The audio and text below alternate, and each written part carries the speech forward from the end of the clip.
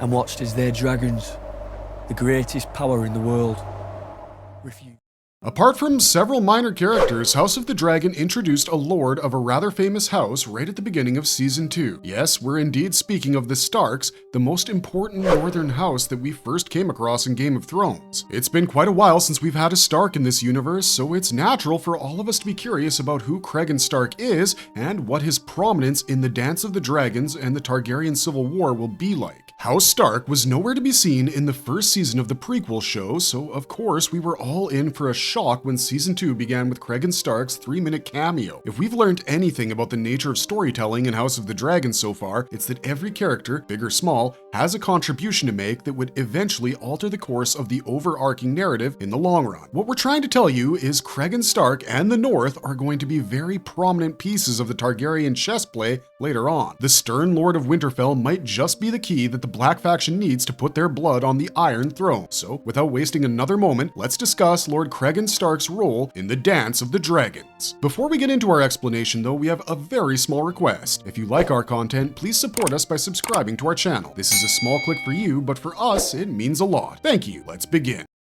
Who is Cregan Stark? As you might remember, at the end of the first season of the prequel show, Jacaerys Velaryon was sent by his mother, Queen Rhaenyra Targaryen, first to the Kingdom of Vale in order to secure an alliance with Lady Jane Arryn, and then to Winterfell to seek the support of the Starks. Season 2 begins with Jace and Cregan Stark, the Warden of the North, going up to see the Wall from Castle Black while having a conversation about their alliance. They look almost the same age, like Rhaenyra had mentioned, although Cregan definitely looked more seasoned beside Jace. They had a loaded conversation about Aegon the Conqueror, followed by the threat of the White Walkers. Not so much in direct words, as Cregan pointed out that what lies beyond the Wall was nothing but death. He also mentioned how many years ago Jacaerys' ancestor, the good Queen Alysanne, tried to cross the Wall on her dragon Silverwing, but for some reason it refused to pass and seemed almost scared of the uncertain threat beyond the Wall. After Cregan Stark pledged his support to the Black faction by providing 2,000 men for Rhaenyra's army, his conversation with Jace is cut short when a raven brings terrible news of Lucerys Velaryon being killed by Aemon Targaryen and Vhagar. Now, in George R.R. Martin's Fire and Blood, which is of course the source material for House of the Dragon, Cregan Stark is said to be the eldest son of Lord Cregan Stark, who was the Lord of Winterfell and the Warden of the North. He had a younger brother who unfortunately passed away in 119 AC and a half-sister named Sarah Snow. In the books, Cregan is said to have eyes as gray as a winter storm. He was said to be the finest swordsman in all of Westeros, and like many Starks before him, he was a good friend of the Night's Watch. Cregan was intelligent, strategic, brave, and strong. When his father, Lord Rickon, died in 121 AC, he was named as his successor at the age of 13. But of course, he was too young to rule, so during Cregan's early years, his uncle, Bernard Stark, acted as the regent, governing the affairs of the North in his place. However, when Cregan turned 16 in 124 AC, Bernard was reluctant to hand over the power to his nephew, which inevitably led to a lot of tension between the two. So, with no other option in hand, by 126 AC, Cregan decided to seize control of the North and had to imprison Bernard and his 3 sons in order to officially become the ruler of the North and Lord of Winterfell. Around this time, he married Lady Ara Norre, a longtime childhood friend, but unfortunately she passed away in 128 AC while giving birth to their son. In honor of his late father, Cregan named his newborn son Rickon.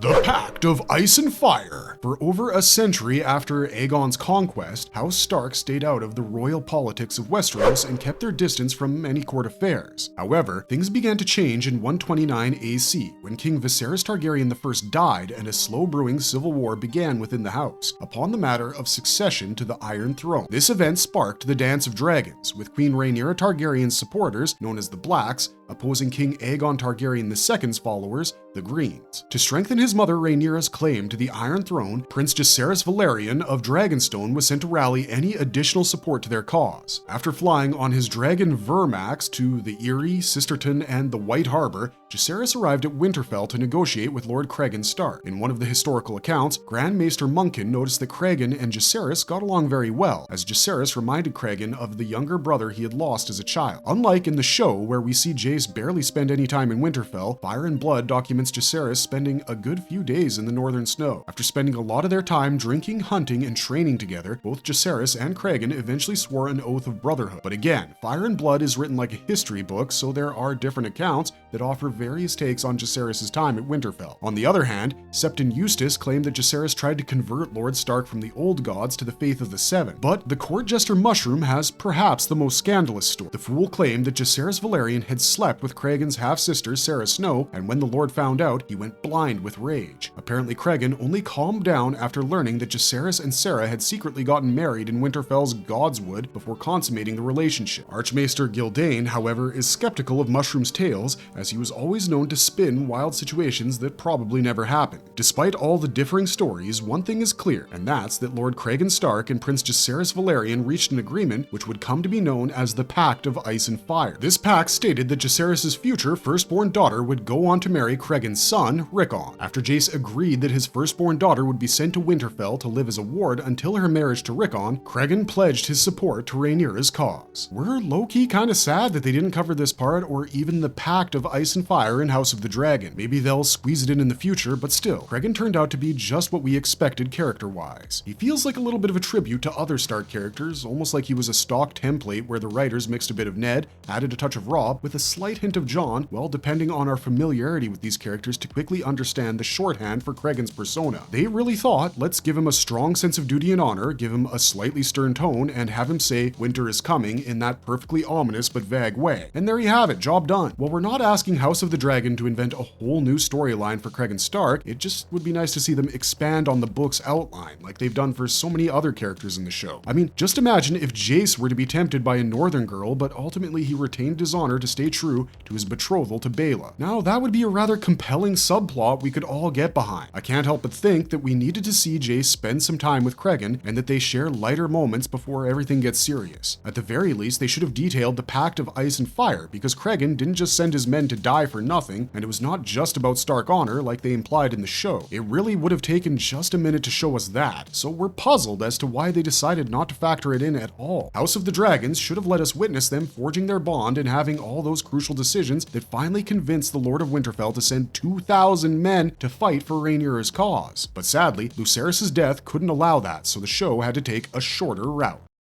What will be Cregan Stark's role in the Dance of the Dragons? While Lord Cregan Stark had a rather limited 3-minute cameo in the premiere of the latest season, he will have a huge party to play in the upcoming wars. In the House of the Dragon, Cregan told Jacaerys that he will send older Northerners, commonly known as Greybeards, to fight in the war for Rhaenyra. But in the book, these men are called the Winter Wolves, an army of older men who feared a long winter more than battle. They were a tough, seasoned group of fighters who went to war knowing they probably wouldn't be returning, which helped ease the burden on those left in the north by reducing the number of mouths to feed during the harsh winter. The Winter Wolves were led by Lord of Barrowton, Sir Roderick Dustin, in several key battles during the Dance of the Dragons, traveling through the Riverlands and into the Reach. Their conflicts included the Battle of the Lakeshore, where they clashed against houses like Crakehall and Lannister, followed by the Butcher's Ball, where they fought against the Green Forces led by Sir Criston Cole, and lastly, the First Battle of Tumbleton, all of which we probably won't get to see until House of the Dragon Season 3. Under Roddy the Ruin's command, the northern army of the Winter Wolves helped the Blacks secure victories over the Greens in the Riverlands, but were eventually lost in the First Battle of Tumbleton. Meanwhile, Desmond Manderly, Lord of White Harbor, sent soldiers by sea to support Rhaenyra, where his sons, Sir Medric and Sir Torhin Manderly, led the White Harbor men. Later, when Prince Jacaerys was killed in the Battle of the Gullet, Queen Rhaenyra fled King's Landing after the storming of the Dragon Pit. While she was in Duskendale in 130 AC, Cregan sent word from Winterfell that he would gather a host of 10,000 Northmen to support her. However, their march south would have to wait until the last harvest before winter was brought in. Sadly, Rhaenyra was killed when she returned to Dragonstone, as the Green faction had again usurped all her claims in her absence. Although King Aegon II returned to King's Landing to rule, Lord Cregan Stark kept his promise to the Blacks and marched south with a second northern host in 131 AC. According to Eustace, Cregan led 20,000 men, while Munkin estimated the number at 8,000. As the northern troops were still marching, the Rivermen defeated Boros Baratheon, the Lord of Storm's End, in the Battle of the King's Road, and not long after, King Aegon II died after being poisoned in the capital.